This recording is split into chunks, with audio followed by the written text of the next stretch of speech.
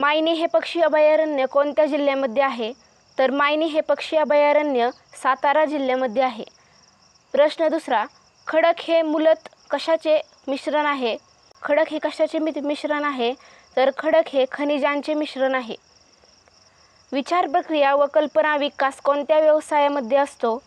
तर विचार प्रक्रिया व कल्पना विकास चतुर्थ व्यवसायामध्ये असतो. स्तरित गाळाचे खडक त्यांचा कालखंड कोणता आहे? स्तरित गाळाचे खडक यांचा कालखंड गोंडवाना आहे. महाराष्ट्र राज्य औद्योगिक व गुंतवणूक महामंडळ म्हणजेच सिकॉमची स्थापना कोणत्या वर्षी झाली? तर सिकॉमची स्थापना 1966 या वर्षी झाली. लाख उद्योग खालीलपैकी कोणत्या जिल्ह्यामध्ये चालतो? तर बघा मित्रांनो, लाखांचा उद्योग कोणत्या जिल्ह्यामध्ये चालतो? तर लाखांचा उद्योग हा भंडारा जिल्ह्यामध्ये चालतो. NH48 खालीलपैकी कोणता आहे? बघा मित्रांनो, NH48 हा महामार्ग मुंबई दिल्ली मध्ये आढळतो. महाराष्ट्र राज्यामधील सर्वाधिक लांबीचा महामार्ग कोणता आहे?